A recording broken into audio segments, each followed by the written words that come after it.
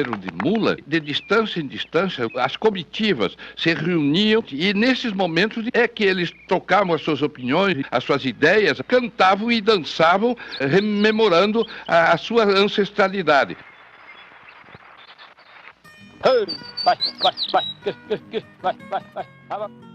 O movimento tropeiro tem suas origens por iniciativa de bandeirantes paulistas no fim do século XVII. Os paulistas tinham necessidade de transporte do ouro que haviam descoberto nas Minas Gerais. O ouro era objeto de interesse tanto dos bandeirantes paulistas, quanto dos portugueses da metrópole. Com iniciativa dos bandeirantes e apoio da coroa, fundou-se em Taubaté, em São Paulo, a Casa de Fundição.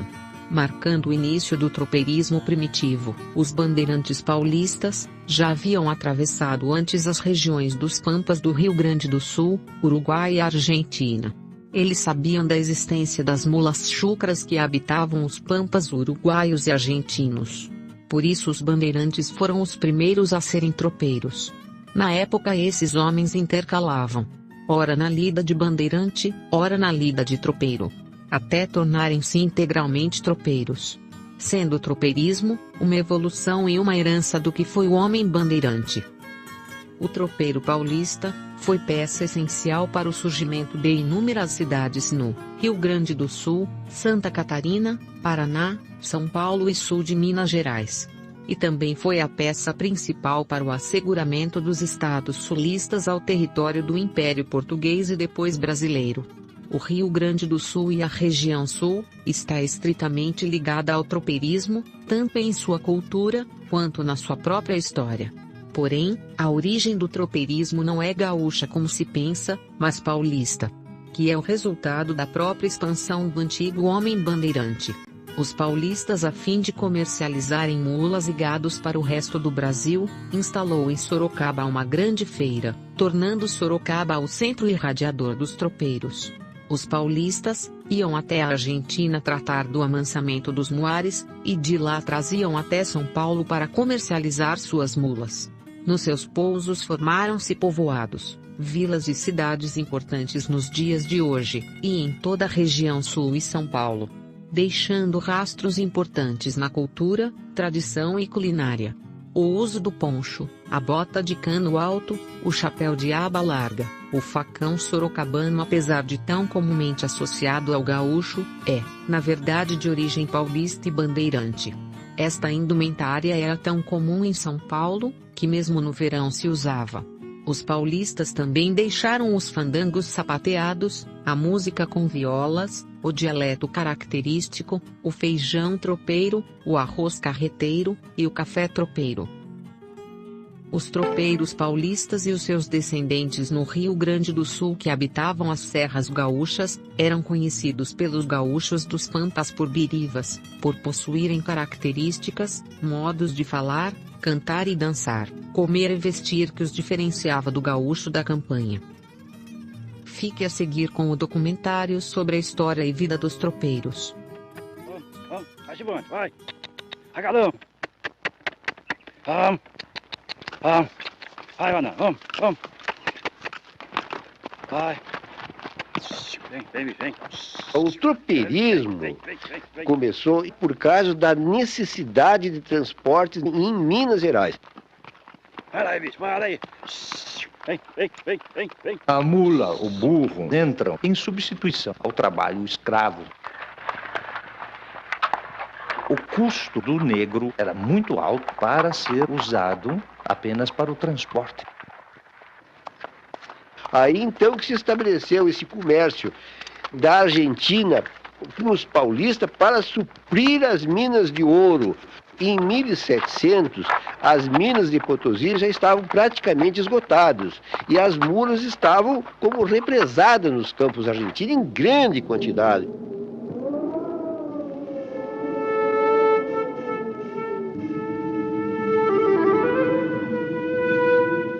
Salta no era una provincia productora de mulas. Las mulas venían de otras zonas, llegaban a Salta donde se las invernaba, se las criaba, se las engordaba y una vez gordas eran exportadas a otros países. La venta de mulas para la provincia de Salta fue un ingreso económico muy importante en ese momento. Para invernadores, traficantes, comerciantes, capitalistas, capataces y peones. É errôneo pensar que existiam manadas de mulas selvagens, porque a produção é dirigida. Era necessário que existisse o criador e quem garantisse a compra lá. Inclusive havia contratos comerciais entre os criadores argentinos e paulistas. E o tropeiro entrava como transportador do animal em pé.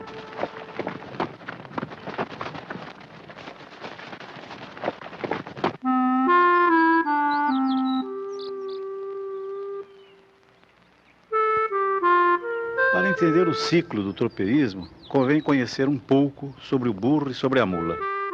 Eles são o resultado do cruzamento de animais de espécies diferentes, o jumento e a égua. Por serem híbridos, o burro e a mula são estéreis, não se reproduzem. Isso não impede que sejam excelentes animais para o transporte de cargas.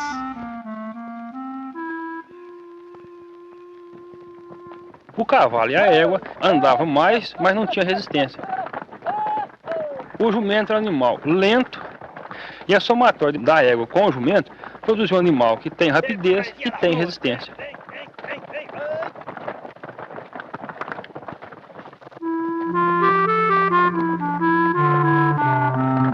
A tropa chucra é aquela de grandes manadas de animais selvagens que eram reunidos em diversas localidades da região missioneira do Rio Grande do Sul, né, dos 7 povos das missões. Então eram tropas que iam sendo amansadas pelo caminho. Comitivas com centenas de animais, adquiridos numa fase em que não circulava o dinheiro.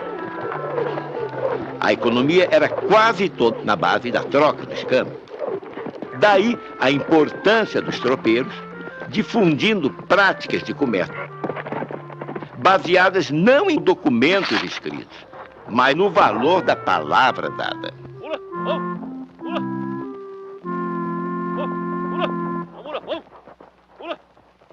Era um trabalho bruto, grosseiro e muito trabalhoso. Agora, tinha que ter certos cuidados, porque se prejudicasse um animal, que ele ficasse manco, ou ficasse com alguns defeitos, algumas baldas, como se chama, ele perderia muito valor como mercadoria de comércio.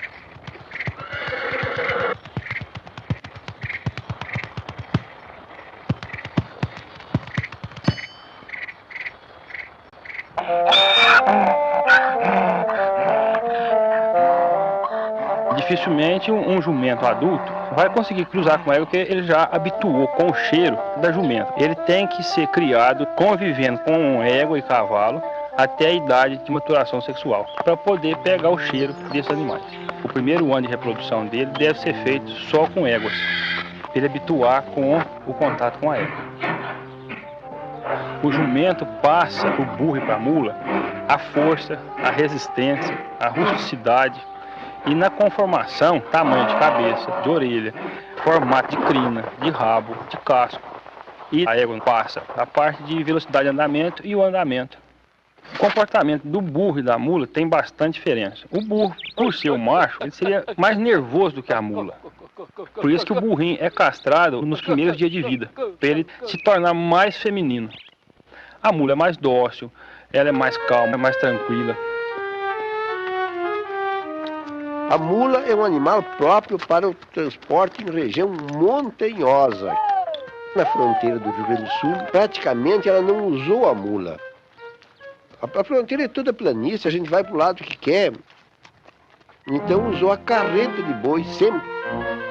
O homem do Pampa, da fronteira, a extensão de terra faz com que ele tenha uma visão muito ampla. Os horizontes são enormes e tem um 360 graus de conquista. Para o homem da serra, a terra é diferente e o solo tem muita pedra. Então, o tropeiro também tem uma referência mais imediata e não um horizonte tão aberto. As tropas chucras saíam lá do Rio Grande do Sul, de Passo Fundo, Viamão, e subia a serra ali, entrando por Santa Catarina.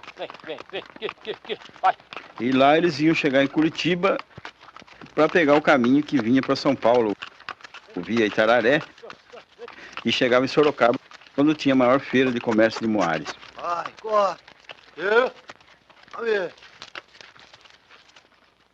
Além da pastagem muito boa, havia salinidade do solo, porque a mula com o gado vacuno não se cria sem sal. Ele vai acabar morrendo de insuficiência suprarrenal. Estas mulas ficavam algum tempo aprendendo a comer sal e se reconstituindo um pouco as forças para enfrentar as picadas através do grande sertão de Santa Catarina.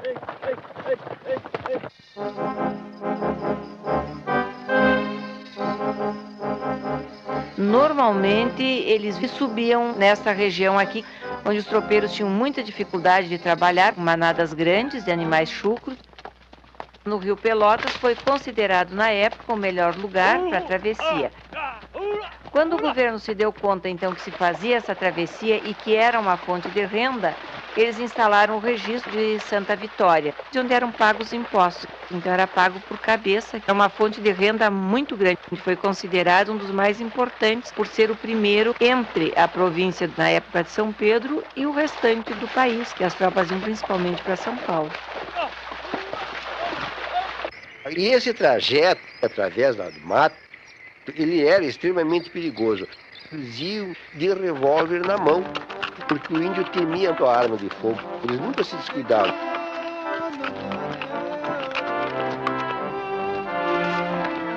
Estas comitivas, conduzindo centenas de burros e mulas, viajavam mais de 1000 quilômetros, até a grande feira. De olho na mercadoria, era preciso cuidar bem dos animais.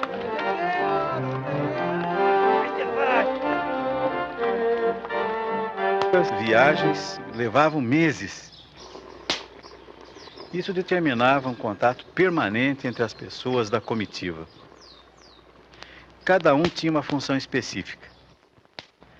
Desta relação de trabalho resultava a responsabilidade de cada trabalhador e certa autonomia profissional. Aliás, coisa rara na época. O tropeiro precisava parar para pernoitar, precisava comprar a sua alimentação. E então, dos pousos, se originava uma pequena atividade econômica.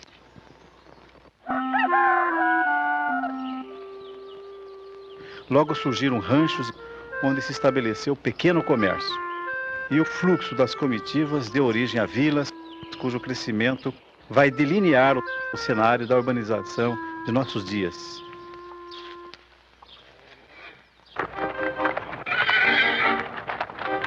A escolha de Sorocaba para as feiras de Moares deve-se à presença do rio Sorocaba, que formava uma barreira natural, e ali se localizou o registro de animais. Terras de servidão pública vão servir para a invernada com capões e aguadas. Os burros ficam presos dentro desse limite, facilitando assim o controle das manadas. A feira anual dava vida às cidades por onde passavam as tropas de Moares. Isso acontecia em Castro e em Lapa, ainda no Paraná, mas sobretudo em Sorocaba, no estado de São Paulo. O período mais vigoroso das feiras de Sorocaba vai de 1830 a 1870. No jornal Sorocabano, de junho de 1870, podemos ler o seguinte: passaram por Sorocaba 42 mil bestas e, mesmo assim, muitos compradores estão voltando a seus estados sem as tropas que vieram adquirir. Em Sorocaba, a tropa era vendida para Minas, Rio de Janeiro, também Goiás, Cuiabá e a Bahia. De lá eles seguiam para outras regiões do Nordeste. Naquela época, nós tínhamos uma economia voltada ao exterior. E o muar vai ser o veículo que vai desenvolver o mercado interno brasileiro. Junto com este mercado, desenvolve a integração nacional.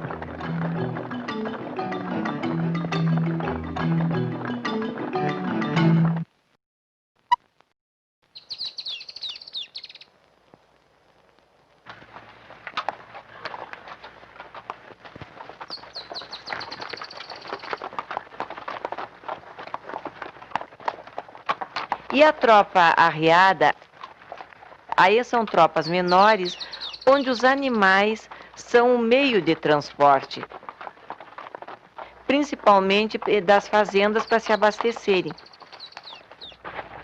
Então elas eram encilhadas, arreadas com bruacas, a embalagem usada para o transporte da mercadoria, e eles iam nos centros abastecedores buscar a mercadoria que faltava na região e levavam o excedente da região para vender nesses centros, de onde faziam o comércio. O ciclo do tropeirismo foi o responsável pela integração socioeconômica do Brasil. O primeiro agente que levava e trazia informações foi o tropeiro. A tropa de burro, na realidade, era a única forma de transporte de mercadoria por terra no Brasil. Não havia estrada, não tinha caminho, as picadas eram estreitas. E esses animais aguentavam tudo, subiam o morro, atravessavam o rio, mata, em viagens que duravam meses. Esses burros ou mulas deviam ser domados, porque eles tinham que acostumar com a carga que chegava a 100 quilos por animal. E tinha que acostumar a seguir a tropa. Antigamente o pessoal desmamava a mulinha, o burrinho com 6 meses, soltava e voltava esse animal para o curral na faixa de uns 3 anos para poder começar a domar. Castigava, batia antes de montar para o animal ter medo, machucava. Hoje já começa a doma racional. Então tem o trabalho de dar banho, de raspar o animal, põe a sela, põe a bridão na boca. E vai tendo mais contato do domador com a mula e o burro. Quando chega a montar, dificilmente o animal vai saltar. Fica o animal mais dócil, trabalhando desde o começo.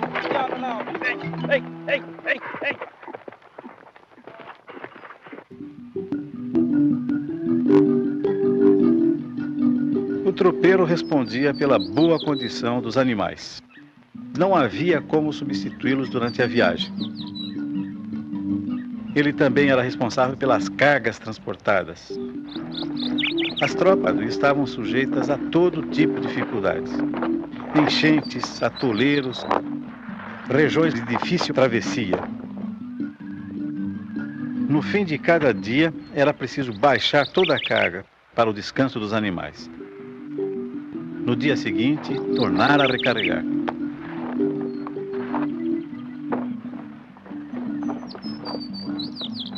A acomodação das cangalhas, dos jacás e das bruacas no lombo dos animais tinha que ser muito bem feita, pois os percursos acidentados e o balanço dos animais traziam risco permanente às mercadorias transportadas. Era um trabalho meticuloso, que desenvolveu técnicas, aliás, que persistiram até nossos dias.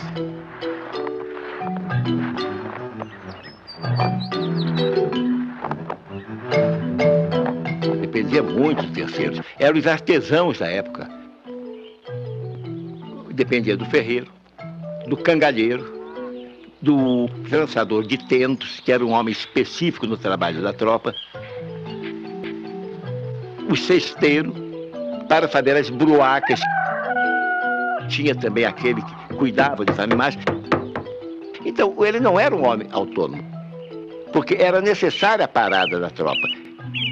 E o tropeiro e a tropa precisavam daquela força de trabalho à beira do caminho para que ela pudesse seguir na sua trajetória. Ficou um rastro muito grande por onde a tropa passava, porque a tropa gerou cidades. O Vale do Paraíba tem quase todas as cidades nascidas de ranchos de tropas. Os estudos sobre o tropeirismo mostram como a passagem das tropas de burro contribuiu para a integração das diversas regiões do país.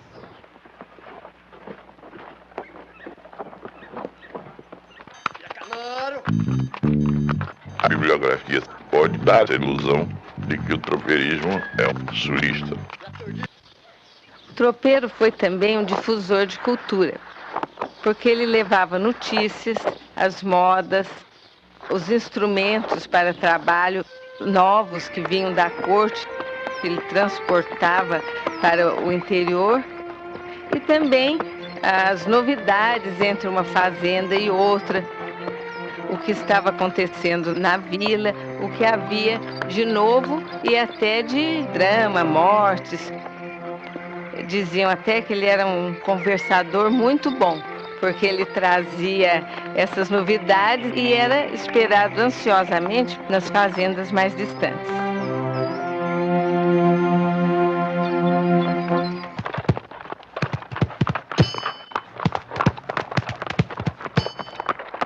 A atividade do tropeiro foi inovadora. Para comprar as tropas eram necessários capitais elevados e sua obtenção envolvia empréstimos e outras operações financeiras que eram garantidas muitas vezes apenas pela palavra dada. O fio de bigode, como se costumava dizer. Esta confiabilidade ajudou a aumentar o prestígio dos tropeiros e da ética ligada à sua atividade.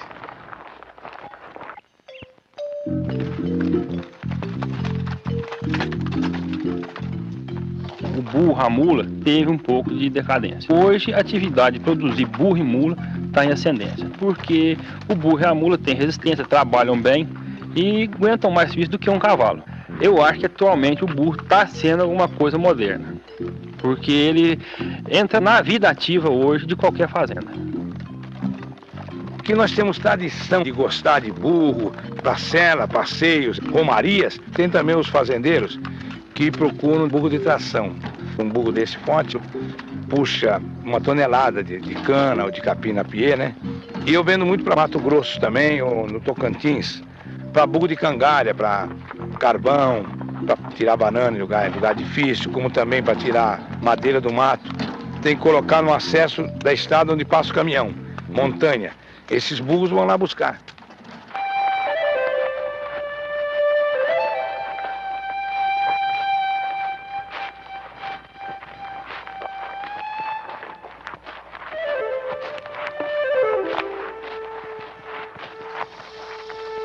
Aos tropeiros nós devemos mais do que a difusão de práticas comerciais.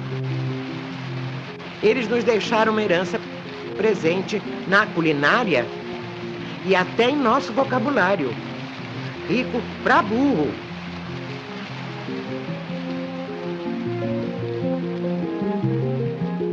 A permanência dos valores ligados ao tropeirismo tem a ver com a busca de identidade. Muitas comunidades que nasceram e cresceram graças ao trabalho destes pioneiros cultivam a imagem do tropeiro e fazem dele o símbolo do seu passado, de suas raízes.